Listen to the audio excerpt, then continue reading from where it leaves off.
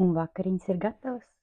Labu apetīti! Kad pienācis vakariņu laiks un mājās nav nekā ēdama, glāzi piena, pāri palikušo pusīti banāniņu, nedaudz arbūza šēlītes, ko dārzā salasītās odziņas un tūlīt kaut ko taisīsim. Liksim klāt milšeiku, vienu kausiņu, arī pārpalikums, respektīvi, ko darīt ar pārpalikumiem. Lejam iekšā glāzi piena, glāzi ūdens arī vajadzīga, lai padzertos, protams. Tad beram iekšā milšeiku. Šis būs ar šokolādes garšu. Tā es ikdienā šokolādi neēdu, bet milšeikā ir ok. Tad būs pāri palicis viens, pat pusīte, nav pat viena proteīns. Dievīgs maršo.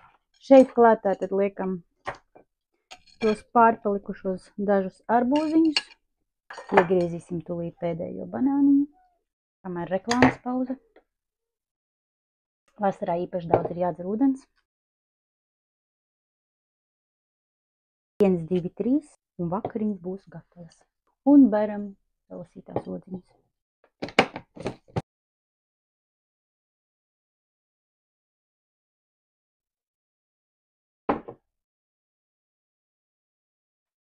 Šeiks ir gatavs.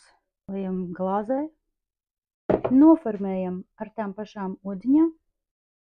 Nedaudz piparmētras. Un vakariņas ir gatavas. Labu apetīti! Veselībā!